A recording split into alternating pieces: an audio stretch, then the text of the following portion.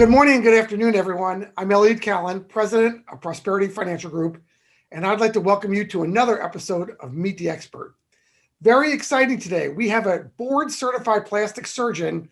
We're going to talk about some topics that are a little bit uncomfortable out there, but you know something, behind closed doors, people are talking about this. So I'd like to welcome Dr. Elliott Lavey. Welcome.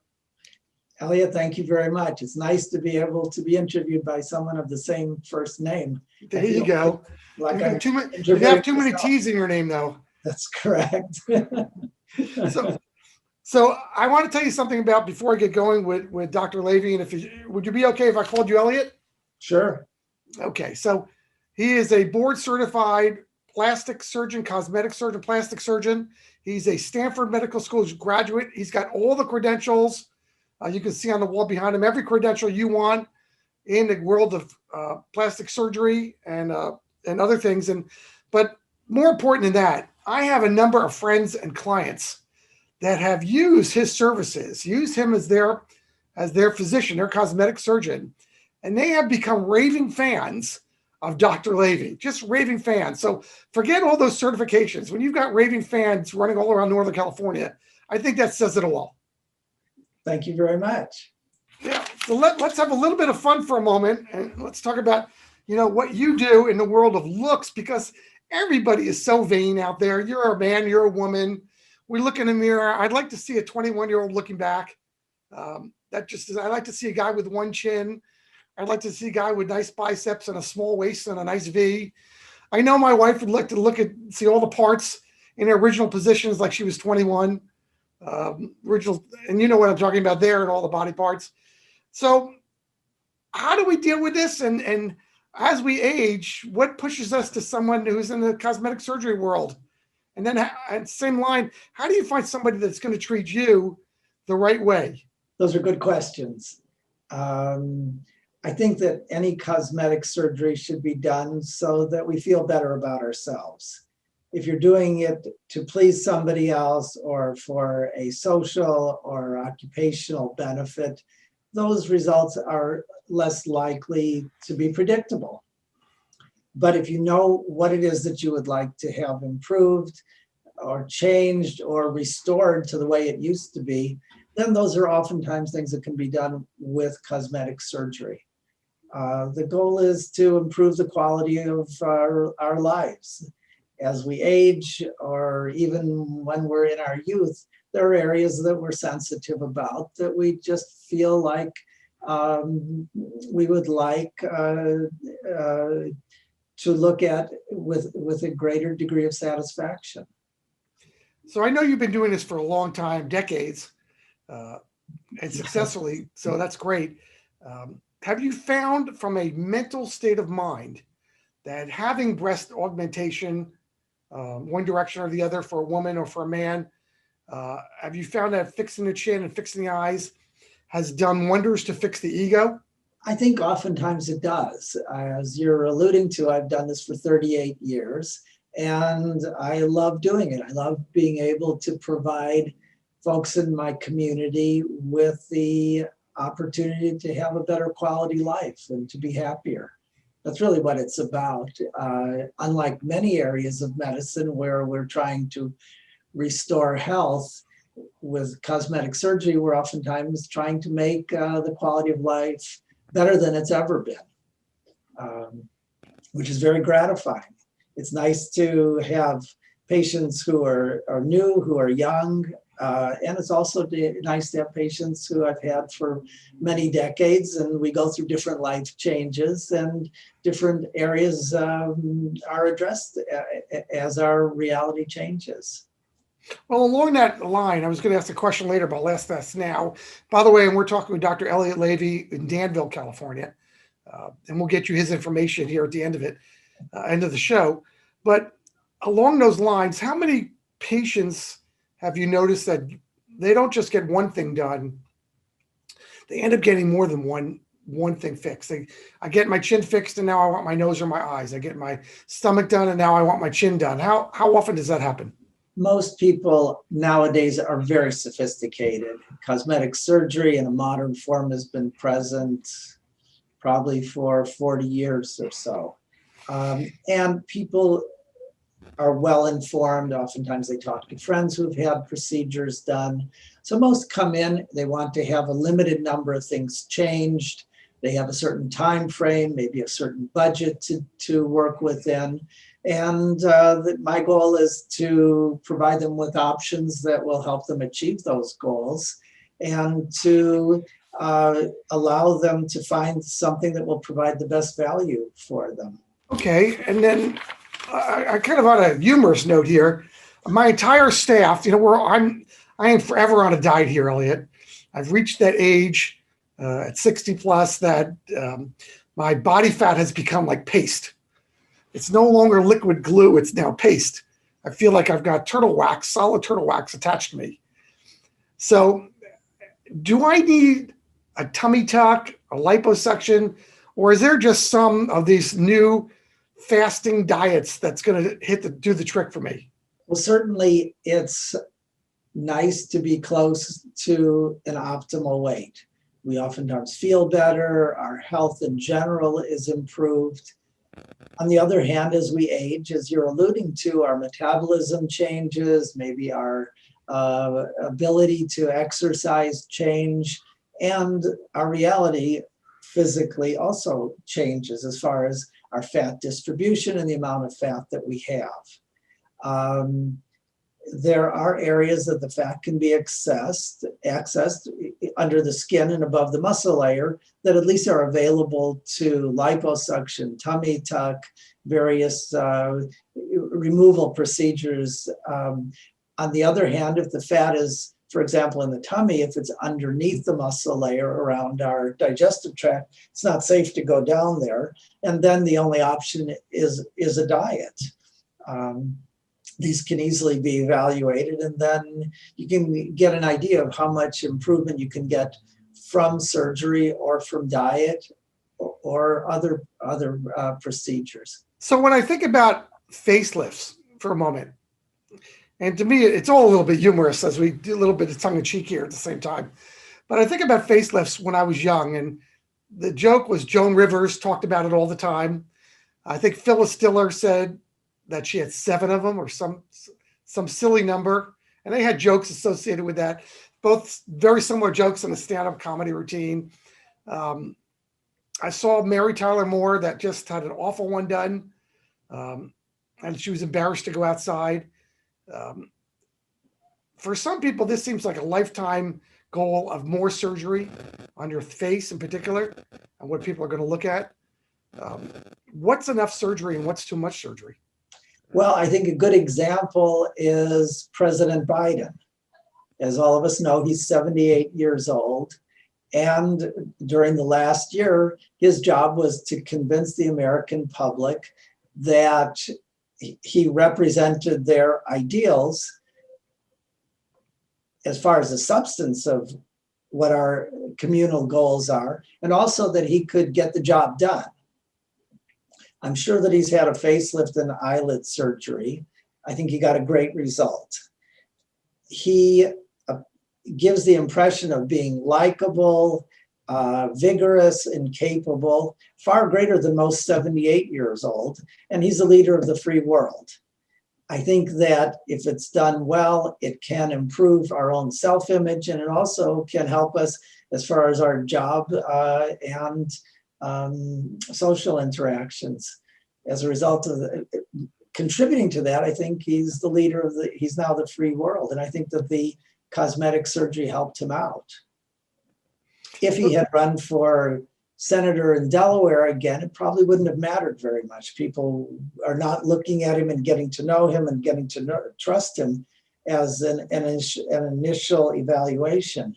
But most of our interactions are with people that we meet for the first time, and the initial impression is very, very important. So when we're recovering from different surgeries, tummy tucks, facelifts, whatever, what is the recovery like? Am I going to be embarrassed to go outside? Certainly, women who have facial surgery can put makeup on. Most of us are not very skilled in applying makeup. And if we do wear makeup, people will think there's something strange about that. So as a result of that, for facial surgery, women can oftentimes get back to their usual activities more quickly than men. Nowadays, with many of our interactions being working at a distance, you don't have to necessarily let people see what your face looks like. And I think it's important whenever designing an operation or a series of operations to consider, when do you need to get back to your work obligations? When do you need to get back to your social obligations? Maybe do less operations or less extensive operations, or time them at intervals that will allow a successful recovery. Okay, and how affordable is cosmetic surgery? For most of us, cosmetic surgery is a life enhancement experience. I would say that it's probably in the range for most procedures of going away to Napa for a weekend or going on a 2-week vacation in Hawaii. It's not something within everybody's budget, and it should be understood as such. It is a life enhancement procedure. It's not something that is necessary, such as having your appendix taken out or for wearing glasses.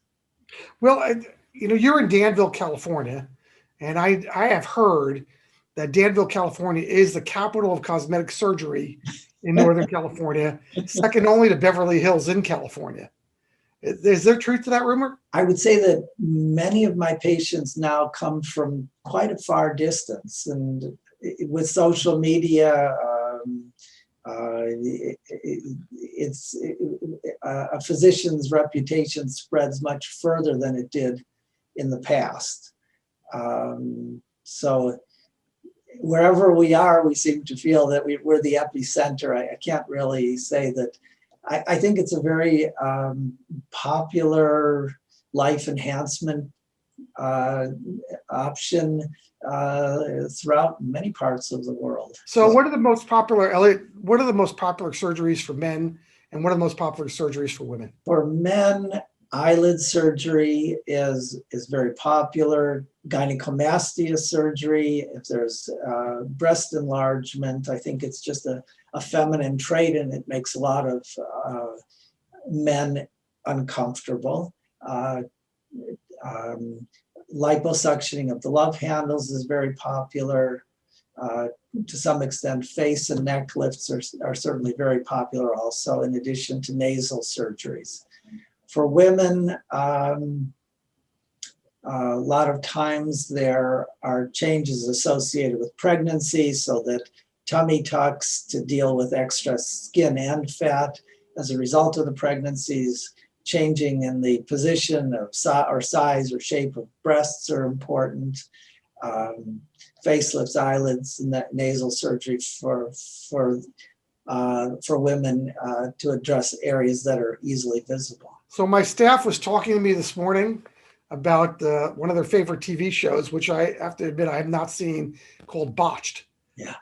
And I have not seen this, but they were talking about a woman's breasts today, different sizes and shapes, and one was higher, one was lower after cosmetic surgery. The nose was wrong for somebody else. There was a woman there that her goal was to have an H cup and look like a Barbie doll. So what happens? What goes wrong with these? That there are some people that just look like they've had surgery. They don't look natural. I would think looking natural and younger is the goal, but they don't look natural or younger. They just kind of look silly. Certainly, shows on cosmetic surgery are designed to be entertaining. So they need to find cases that are unusual and noteworthy, if you will. Most of my patients want to look natural, just to look more rested, more approachable, more attractive. And their goal, their idea of being attractive is within a general norm of physical proportions. There are others, not many, who see their body in a different way.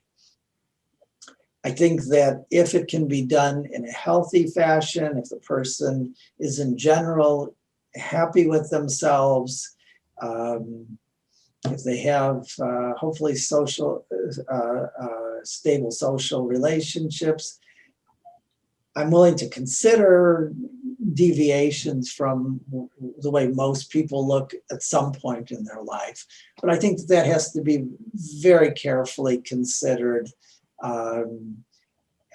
so that the person not only will be happy a few months after surgery, but maybe a few decades, hopefully a few decades also later. Okay, and here's a little bit of a layup question. And that is, how does somebody find a trustworthy cosmetic surgeon that isn't just trying to sell them on surgery, but really has their best interest at heart? A lot of patients interview 2 or 3 plastic surgeons before making a decision. In our area, fortunately, the plastic surgeons who are board certified are technically very proficient. I think that we sometimes differ in our philosophies, our aesthetic vision, our ability to hear patients, but the general level of skill is very high. I think anybody out here can successfully perform any of the dozen or so operations that we routinely do. I think it's important to find someone who you feel comfortable with, who provides a setting that you know that if you need to contact them for questions or for further treatment, they'll be available.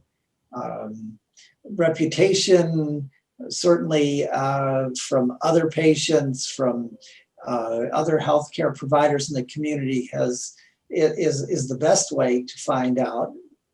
And nowadays, a lot of people go to the internet and look for recommendations. But I think you have to have a gut feeling that this is somebody who you trust and that you feel comfortable working with. And one last question on the negative side is, what's the downside to cosmetic surgery? To somebody having cosmetic surgery, what's the downside?